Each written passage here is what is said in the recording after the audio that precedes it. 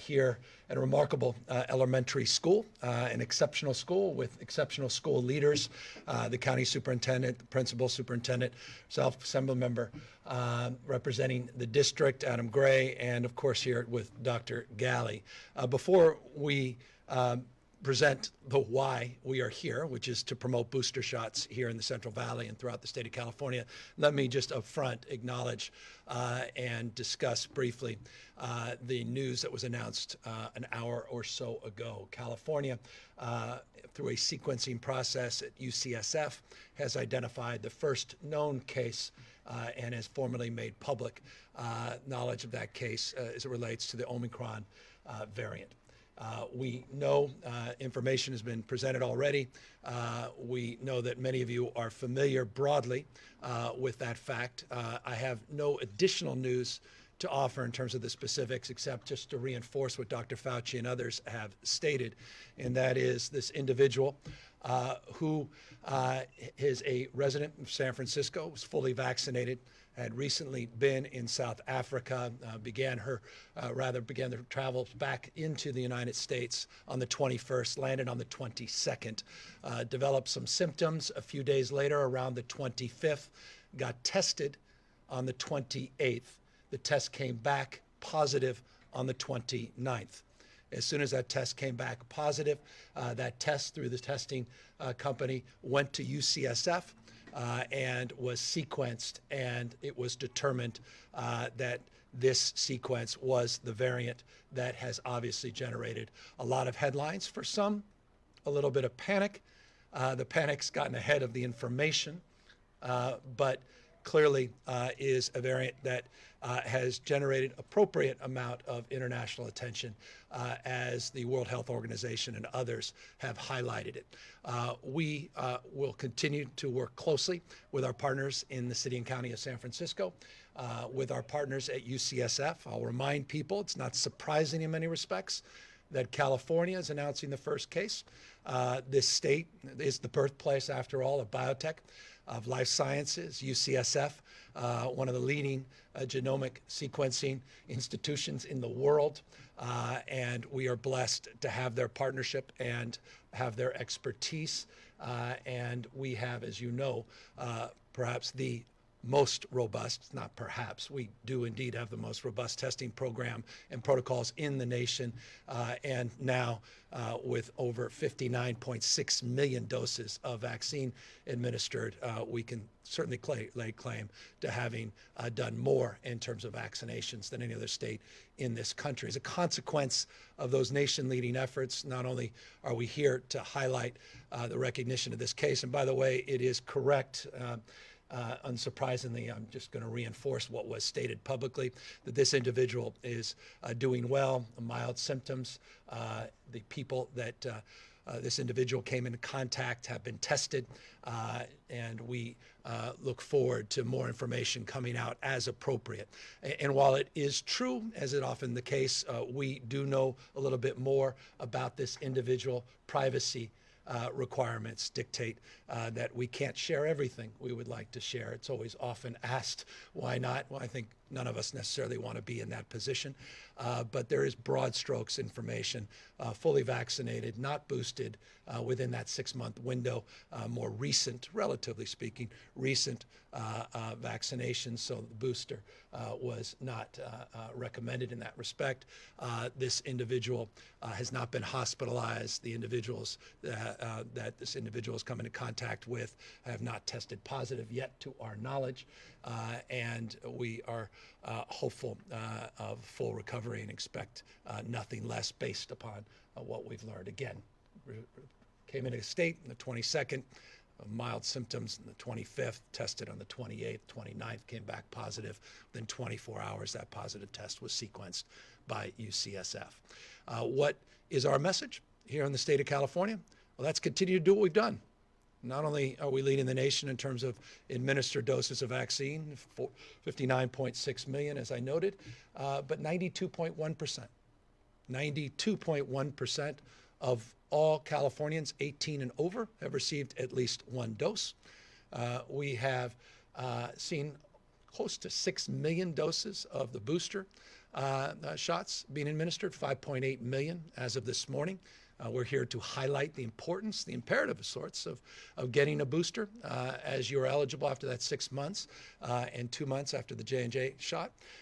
We're mindful of the issue around equity, and that's why I'm here in the Central Valley to highlight that and reinforce the importance of that, but also to highlight and reinforce the importance of getting that first vaccine shot as well. Millions and millions, we know north of 60 million Americans have not received that vaccine, life-saving vaccine. Millions here in California still have not received it. And so we're here to highlight the importance, particularly as we enter into the holiday season.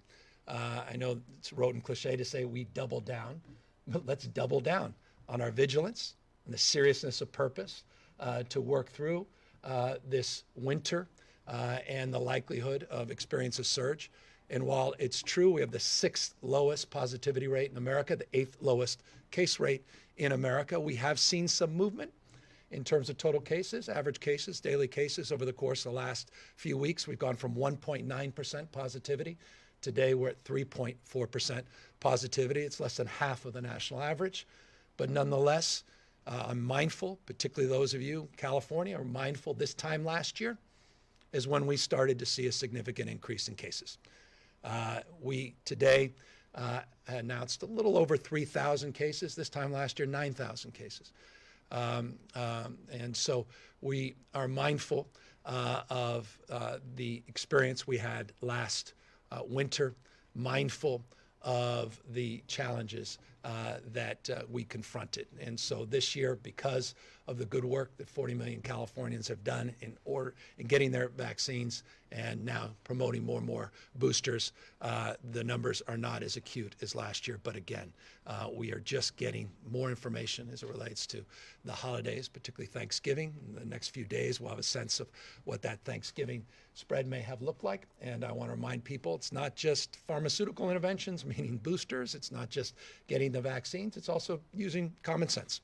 When you're in large indoor crowds and environments with a lot of strangers, people that have not been part of your cohort or group, to be mindful of the importance of non-pharmaceutical interventions like wearing face coverings, wearing masking, continuing to practice just common sense and hygiene. It's flu season as well, after all. And I want to encourage parents. I've got 4 young kids. I want to encourage parents out there to get those vaccines to their children. I'm in a school, as is the case all across America, where kids that go into schools like this are required to have 10 vaccinations. It's the same in conservative parts of the country, not just progressive parts of the country. You have to have vaccines in Florida and Texas. Here in the state of California, you have to have vaccines. There's something about the COVID vaccine where people have expressed this notion of freedom, but apparently that does not persist in terms of a mindset with all those other vaccines. We are of the opinion these vaccines are not only safe and effective, but they can save the lives of young people.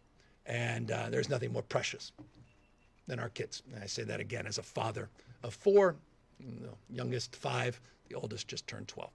And so they have begun, 2 of them. The other 2 are scheduled to get their vaccines. And I encourage all of you that are parents to get your kids vaccinated as well. 609,000 doses of vaccine have been administered to those 5 to 11 in the state of California. And I hope people are mindful. Look at the pediatric rates in South Africa. Look at the hospitalization numbers in South Africa. Pediatric hospitalizations. It should be a sober reminder. This is not just about those 65 and over. It's not just about people with certain body mass index. Young folks are susceptible to this as well. I will say, for the purpose of confidentiality, the individual that we did sequence here in the state of California is between the age of 18 and 49.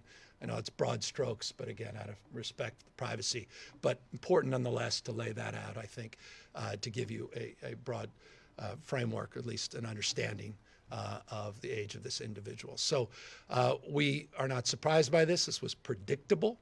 This was predicted. And it, again, is not surprising the state of California because of its sequencing and because of its aggressive testing protocols, including, by the way, creation of our own state testing lab in the work we continue to do to lean in and not be shy in terms of being led by science, open argument, interested in evidence, and mindful that we all need to be humble in the face of these mutations and variants and this disease. But we are not, again, surprised to be here today, and just want everybody to know that we were coming here anyway to do what I would be doing today if we were responding by showing up here to this announcement, and that is to encourage Californians to get vaccinated, to get a booster, and to do what what is required of us, and that's using our common sense through the holidays to protect ourselves and enjoy our loved ones at the same time, being safe around the holidays. So that's a long-winded update on where we are. With that, let me, because he's here, take advantage of his presence and now turn over the mic to Dr.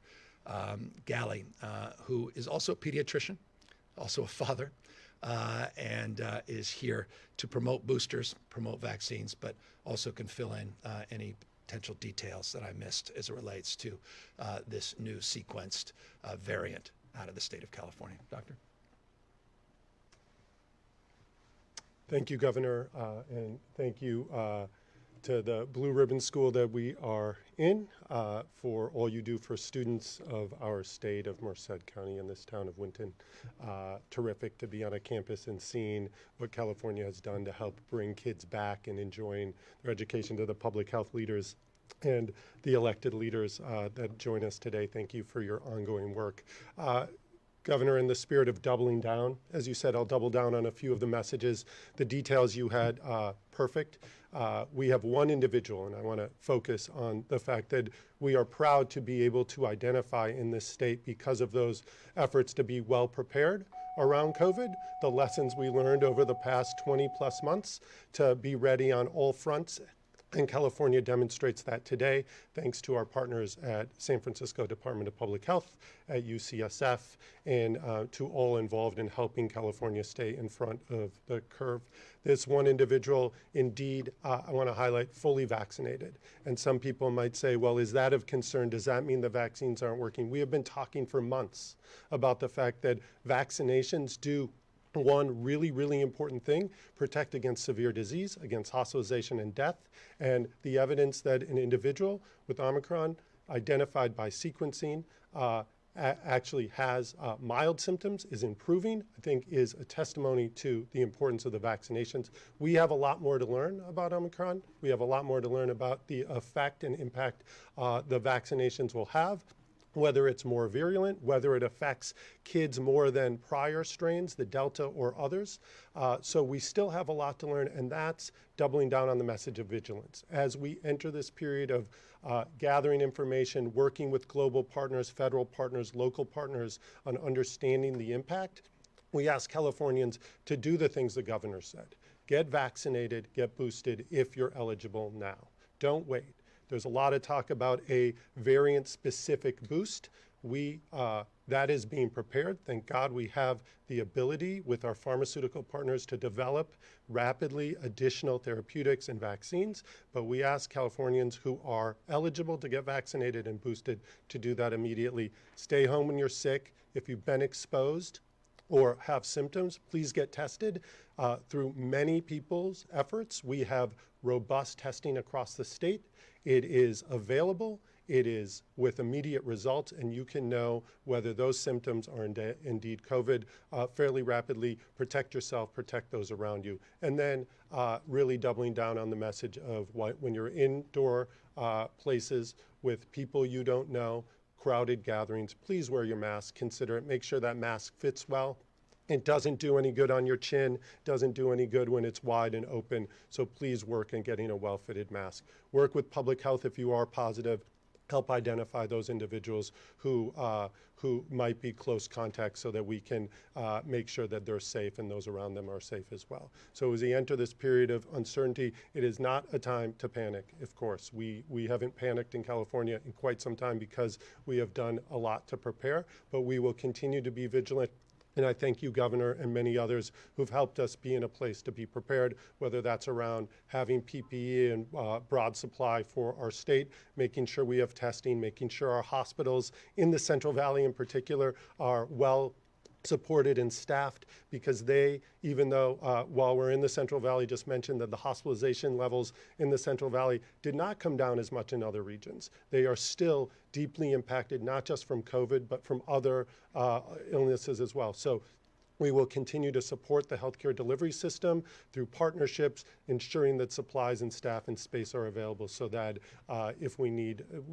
those services, that they're available for Californians. So I think just really important to emphasize that we will continue to monitor the status of the case that was identified in San Francisco, those close contacts, hoping and expecting that we will continue to see that individual recover, being able to additionally look across our state and track for other infections if they do emerge in our state. Emphasize again, this was in a traveler, this was in somebody who was in South Africa, so everything aligns that it's not unexpected that we actually do have a case here in California, and we do expect that over time we will have additional cases, and that's why we need to keep our guard up, do the things the governor mentioned, do the things I know others are going to mention. You're going to hear them time and time again. I know we're tired. I know people are looking forward to the holidays, but I think some simple tools that allow us to live and do the things that we're excited about in these next many weeks can still happen with our guard up. So with that, I know we have a lineup of folks. I'll happy to introduce Assembly Member Gray. A real privilege to be in your county, in your district, and focused here on the message of making sure kids get vaccinated, and the vaccine message is strong and alive here in Merced County. Good afternoon. I'm Adam Gray, our state assembly member here in Merced County, and thank you both to Governor Newsom as well as Dr. Galley for being here to highlight the resources. And while the new variant and its emergence here in California will most likely dominate the headlines today, what is of equal, if not greater importance, is why we're here today, which is to highlight the resources available at this facility to the community to get that vaccine shot, to get that booster shot, which of course, as has previously been said, is the most important step you can take to protect you and your family. So I want to thank the governor for his continued focus on the Central Valley, making sure that we have the resources that every other part of the state has and that we need to protect our communities and our families. As some of you may remember, his last visit here was in fact to announce the funding for the infrastructure to establish a medical school here in the Central Valley, which is not going to address our near-term problems, but will in fact do a great deal to address our long-term problems of not having enough nurses, physicians, and other healthcare professionals to provide adequate care to the folks that live here in the great San Joaquin Valley. So with that, Governor, you have our gratitude again for these investments and making sure that we have those resources. And I'd like to introduce our superintendent of county schools, who's just done a tremendous job of working with our local districts and making sure they have the resources and the opportunity to get the vaccination clinics up, to work with the various school boards and superintendents running those districts, Dr. Steve Tejan.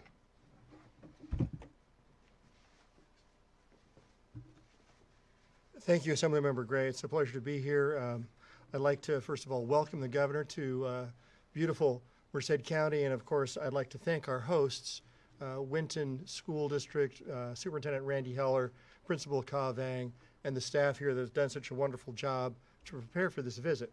The key here today, of course, is that there is a clinic being offered to 5 through 11-year-olds. It's the first school-based clinic in our county. It's the first clinic that I'm aware of in the San Joaquin Valley. And so we're excited to be here today to reinforce the message of how important vaccination is for students in not only in Merced County, but across the state. We want to just say one or two things about the work that we've done over the past 20 months among the schools. Schools have been on the front lines for 20 months. They've worked hard to make sure kids are back for in-person instruction. We know that our children need a caring, well-prepared teacher to make sure that they can achieve what they want and need to achieve in life and be able to be part of that world market of ideas and labor here in California that leads the world. And we know that happens best when kids are in school with a caring, devoted, prepared teacher. And so please get your children vaccinated and keep them in school. We've had a great partnership over the past 20 months with our local health department, led by Dr. Salvador Sandoval and Chief Dr. Rebecca Nananjo Kemp and Kristen Sullivan, the epidemiologist. It's been a partnership that's allowed us to return to school, return to instruction last year in October. We're one of the counties that did return early, and because of that, we had a 98% return rate this past August when we reopened schools fully. I want to thank again Governor Newsom and Assemblymember Gray for supporting us financially over the past year. We can't do this without the additional support, financial support you've provided. We want to thank you for that and look forward to a strong recovery in the future. And with that, I'd like to turn the podium over to Dr. Sandoval. Thank you. Sorry, Dr. Nananjo Kemp. Good morning. Thank you, Dr. Tijan, and everybody here. I want to express extreme gratitude for having the governor and his administration in our little county of Merced. I call it the little engine that could. We've had a lot of experiences, a lot of loss, but hopefully we'll start to see an upward trajectory as we move forward, and really appreciate your words. And I'd also like to say on behalf of Supervisor Lloyd Pereira, whose district Winton sits in, he wanted to express his gratitude personally, but he could not be here. He apologizes in advance for his absence, for keeping your promise to prioritize the promises that you made to the Central Valley and keeping us level as much as possible with the remainder of the state. So thank you, Dr. Galley, and thank your administration and the State Health Department. This last winter, over the past 2 months, during last year's holiday season, Merced County experienced a loss of 200 additional lives due to COVID alone. The greatest risk to a child is the loss of a caregiver or a family member. And here we have all this opportunity through vaccination, through testing, through non-pharmaceutical interventions such as masking. And unfortunately here in Merced County, we remain at 47% vaccination rate. You all heard the governor earlier that in the state of California, we're hovering around 91% of all adults who are eligible to be vaccinated have received at least one dose. And that is a number that we'd like to see emulated and mimicked here in Merced County. It's going to require everyone. We have a responsibility as adults, especially when it comes to looking and overseeing and protecting our future generations. Because of that 33% increase in the number of deaths because of COVID, one of the things that Merced County has placed an emphasis on this holiday season is making sure that we keep our holiday tables full. And I can say, for those of you who know me personally, I've experienced a loss, and I cannot tell you the heartbreak and the just, for all those people who say they don't want a vaccine, they need to remember those on the other side who have to deal with their loss. And it has just been a horrible, my condolences go out to all who've lost, because I know exactly personally how it feels and how heavy that is, having to tell parents of an adult child that their child is gone. You know, we want to keep this from having to impact all these little kids, these bright futures, this potential, this contribution. We want to have their potential lived out to the fullest, and that requires us to do our part as the adults of this community. So Merced County has launched a media campaign, which many of you will hear about over the next upcoming months. But again, the message is clear. We want people to remain safe throughout the holiday season. When Dr. Sandoval comes up here, he'll comment on some of the other variables that we've included in that vaccination campaign. I want to take just a brief moment to acknowledge also the local efforts that have taken place here. We would not be even where we are with our 47% indentation to all our residents had it not been for our providers, for our superintendents, our educational leaders, for you as community residents, the everyday ordinary citizen doing their part and saying, hey, I'm here, let me go ahead and get vaccinated. To echo some of the sentiments that were already stated before, we have a long way to go. We keep dealing with these different variants. In March 2021, the World Health Organization designated that they were going to use the Greek alphabet, and now we're on Omicron. And so there have been several generations, iterations of this disease that it's now our responsibility, especially because we live in this great nation. And as somebody whose parents are from Africa and speak to my African relatives almost daily, they wish they were in this situation. So it's our responsibility to capitalize and take advantage of it. I want to say thank you. I hope all of you have a very safe holiday season, and I encourage you not only to do your part, but also to spread the message, because we can get Merced County to where it needs to be, stay where it needs to be, and continue to allow it to be great. And again, I just want to sincerely thank Governor Gavin Newsom for being here. I would like at this point to turn it over to our Public Health Officer, Dr. Salvador Sandoval, who's going to come up here and offer a few words. Thank you so much.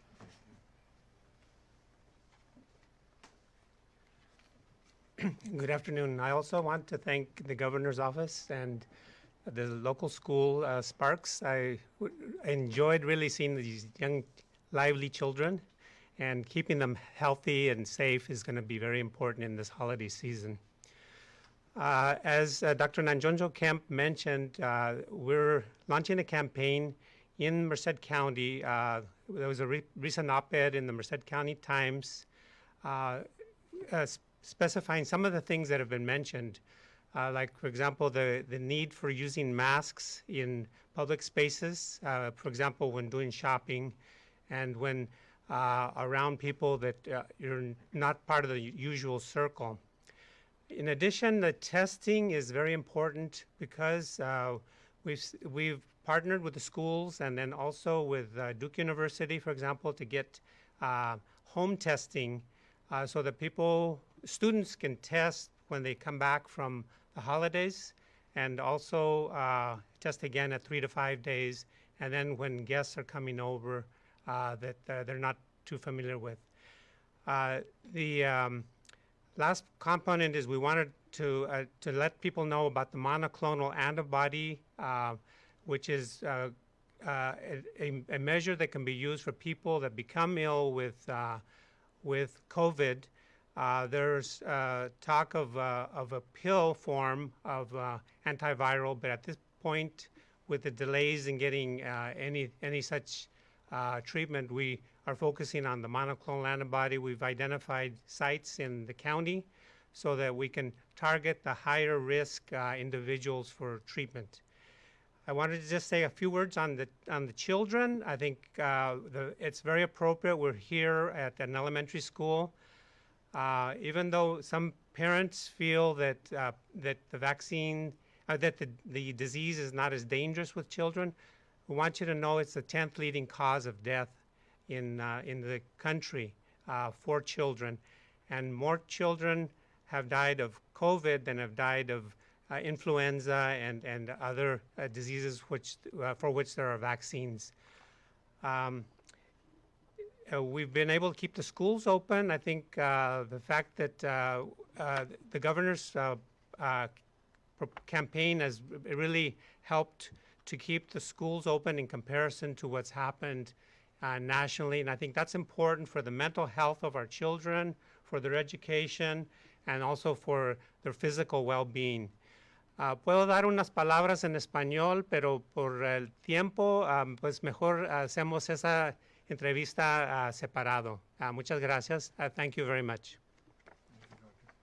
And just on that point, Doctor, thank you for highlighting. California has about 12% of the nation's students, but less than 1% of the schools that have shut down in this school session. And I think that's important to highlight because of our commitment to health and safety. We're keeping our kids safely and healthily back in person instruction.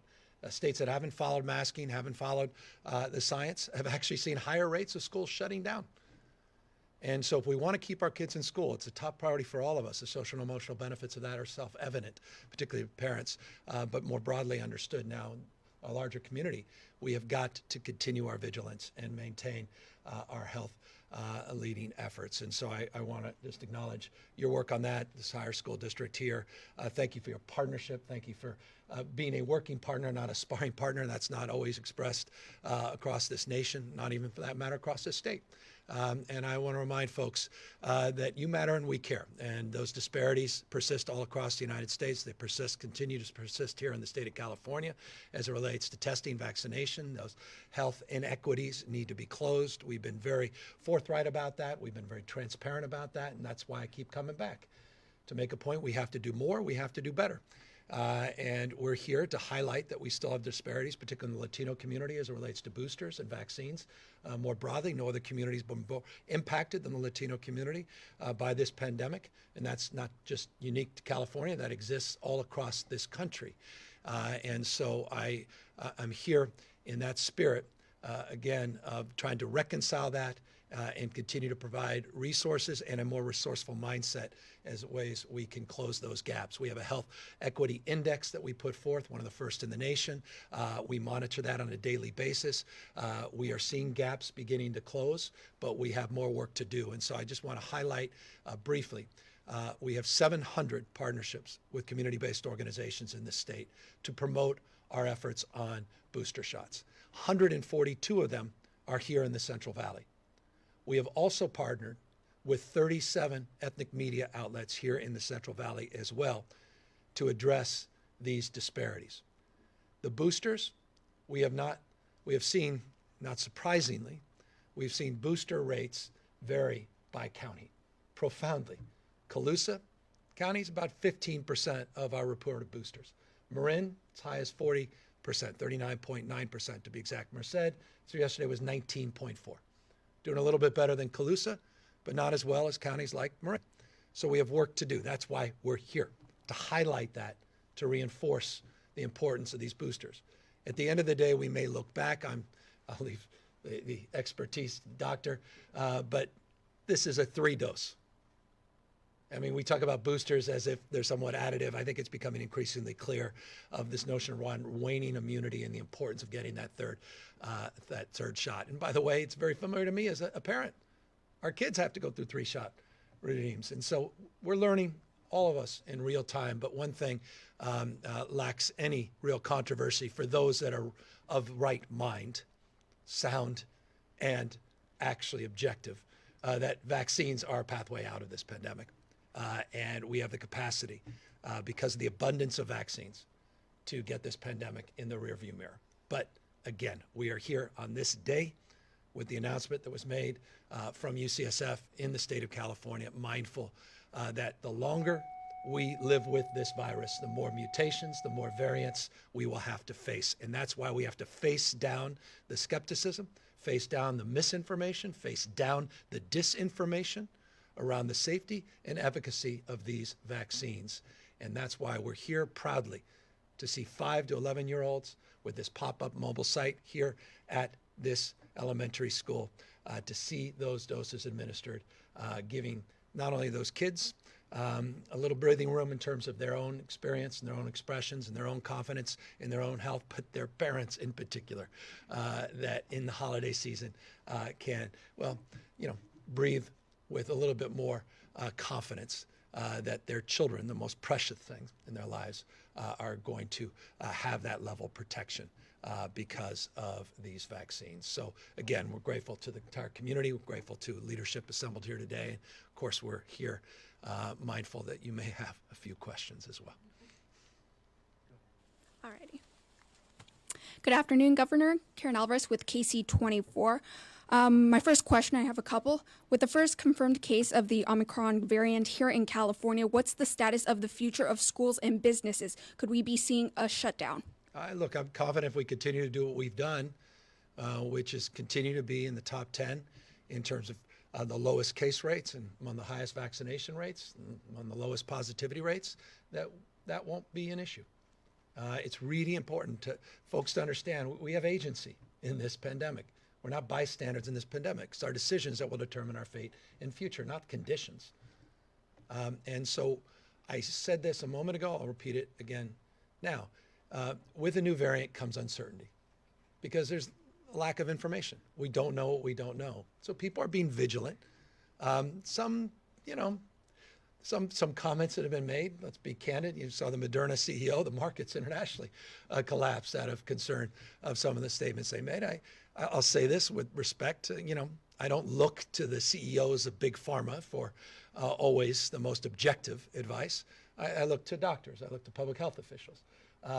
to objective advice. And they're saying almost universally, and we were constant contact.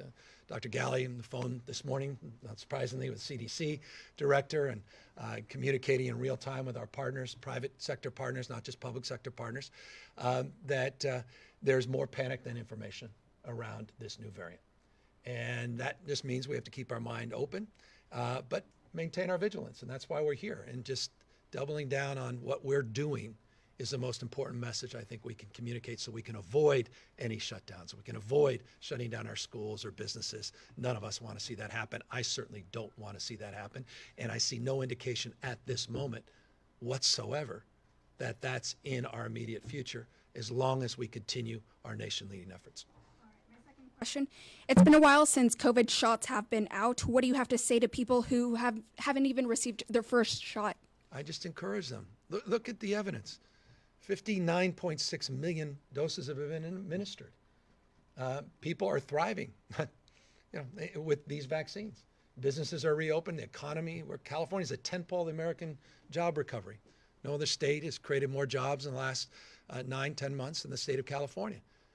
And not only that, this is important, and this is important for all those folks on some of these networks that seemingly are unaware and unfamiliar or just unwilling to share objective truths. California's case rate per capita is exponentially better than some of those states that tend to, get highlighted as, models of efficacy and efficiency as it relates to addressing this pandemic. I mean, I'll just give you one example. Florida has a death rate per capita. It's 53% higher than the state of California. And our economy outperformed during the depths of the pandemic the state of Florida, because we leaned into science. We leaned into public health. Our economy outperforms, and the health of our citizens are protected, people's lives protected as a consequence of these efforts. And so I say that just to reinforce the importance, the imperative in many respects, of those that are on the fence to meet with their pediatricians, meet with their doctors, meet with their pharmacists, meet with folks that are in their family unit in particular that have gotten the vaccines, and consider doing the same, particularly as you enter into this holiday season with the uncertainty of new variants.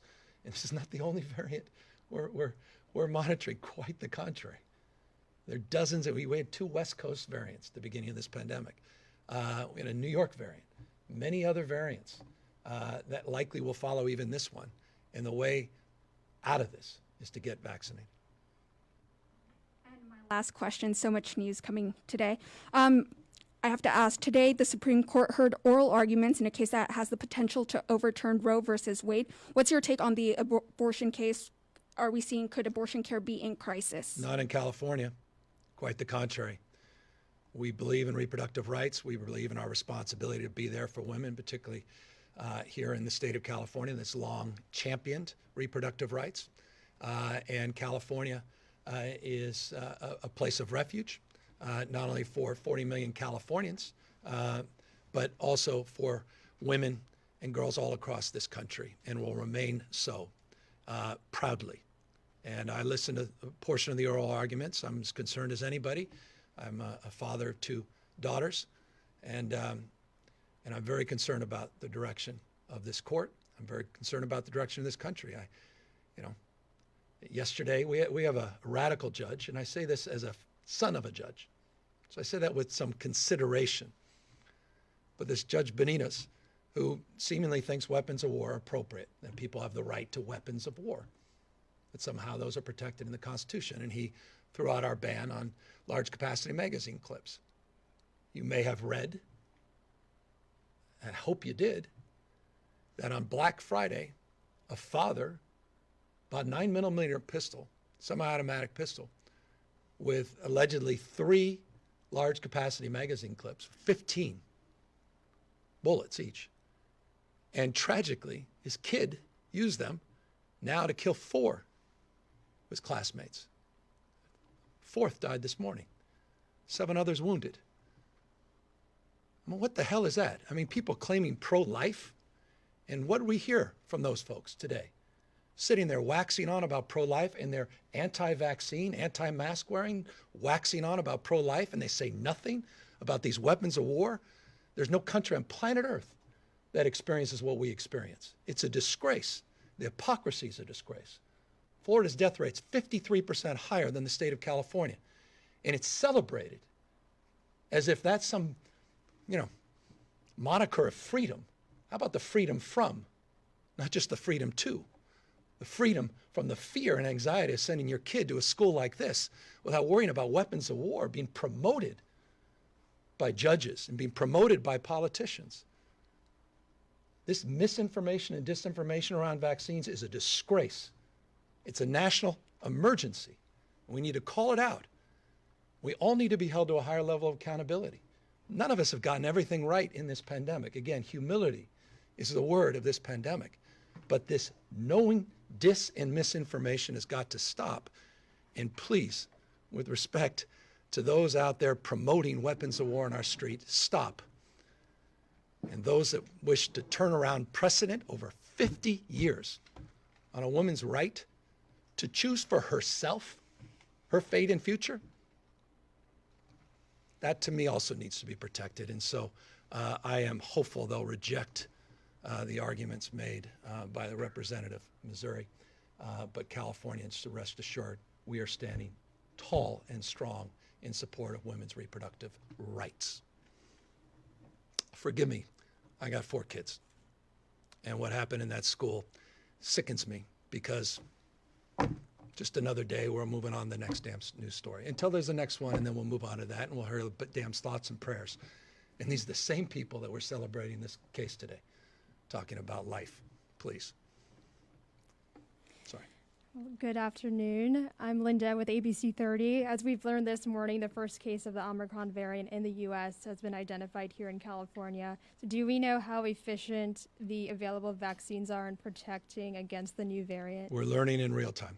And anyone who suggests they have that answer, Dr. Galley, doesn't. They're misleading you. So, again, less information, more concern about this new variant. In real time, we're all learning more. The information sharing is extraordinary. We've been at this almost 2 years. There's never been a level of this kind of engagement and communication internationally as well. And I'm really proud of UCSF and California for their nation-leading efforts on genomic sequencing and our continued vigilance as it relates to testing and making sure those partnerships are formed so we can share that information, answer that question in real time. Okay. And the San Joaquin Valley has one of the lowest vaccination rates in the state and high COVID hospitalization rates. As you mentioned, with more holiday gatherings coming up, what is your message for people who are vaccine hesitant or vaccine resistant? Look, I respect people that are hesitant. I don't respect people that are misleading and lying to people. And let me just say that I had a booster shot. People knowingly were lying out there. Mainstream media started picking up the lies. We all have to be held to some level of accountability. It's just remarkable what is said by otherwise reasonably thoughtful people, meaning people that are paid a lot of money to come across as reasonable and thoughtful, at least. So I know where that hesitancy comes from, because if that's all you're reading, I've got a family member, he sends me stuff all the time, the Daily Signal, this. I get why this person lives on the edge. It's jaw-dropping, but I have deep empathy because the lies that he reads every single day, not just about the vaccine, but across the board, the jaw-dropping objective lies. So if that's what you're being fed in the filter bubble that we live in, certainly online, but increasingly in person, analog, not just digital experience, then I understand that. And so I'm sensitive to that and I'm empathetic to that. And that's why we have to work against that, but with love, with love and understanding. And that's why I just think there's no substitute. It's not going to be me that convinces anybody of these things. It's going to be a family member, a loved one. It's going to be someone you truly trust and you revere and admire. And that comes in many shapes and forms. And that's why we have PSAs and nail salons, at laundromats. We're trying to truly, when we talk about meeting people where they are, we're trying to go where people are, where they're having conversations. You may have someone that, and that you enjoy spending time with on Sunday mornings at the laundromat, that, you get a lot of your information. Well, I want that the conversation to be sparked there, not online or, respectfully on One American News. I mean, there's a source. Forgive me. I think I've gotten into a bad space here. If I were a member of my staff, I'd cut the cord here, but I'm gonna risk it. Thankfully not. No, thanks. Hi, Governor. I'm Rich Rodriguez from Fox 26 News in Fresno. I want to talk about crime, specifically shoplifting. I did a story last week. I talked to a store owner. He's been hit by the same guy 4 times in 1 week. He says the laws have no teeth, and that's why thieves aren't afraid to go into stores. Well, I Is don't it know. time? Is it time to revisit Prop 47? Well, hold on. There's laws against shoplifting. So the laws, I don't know what, that individual should be arrested. If they've been identified the first time, they should have been arrested the second, third, fourth time. So Do you think that is a deterrent? Do you think that scares people? to be arrested, I certainly. But they don't Find even it a spend time in jail, Governor. Well, they could prosecute them, arrest them. Let me challenge the notion. Since Prop 47, crime dropped significantly. Shoplifting dropped significantly. Property crimes dropped significantly. 2015, 16, 17, 18, 19. We have seen since realignment and Prop 47, property crimes decline. It seems to me that there's deterrence when people are arrested for breaking the law and are prosecuted. So we need arrests and we need prosecutions. We need people held to account. No one condones that behavior, quite the contrary. Prop 47 seems rather insignificant in relationship to what's been happening with these organized crime units because it's well beyond the $950 limit. But It's that's millions the and millions point. of dollars. It's $950, and they know they'll take a look at the items and they'll say, you know what?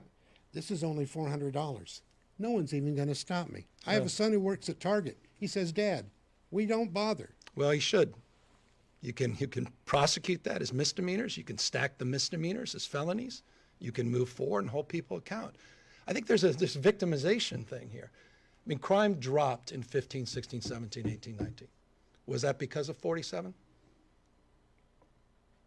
You're the one with the stats, sir. Well, my point being, I think it requires more of a deep analysis. I think we're quick to judge because we have overriding concerns and opposition over some of the reforms that we point to, but it still was $400 prior to that. It's $950.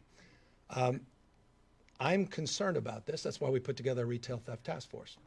I'm concerned about it. That's why we did that last year.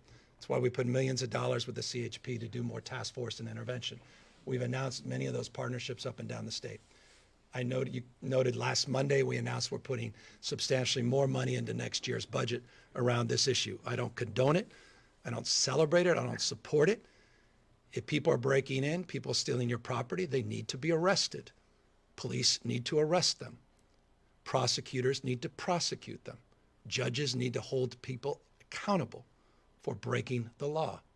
These organized crime waves, millions of dollars of materials have been taken. That has nothing to do with Prop 47 at $950 because it well exceeds that consideration.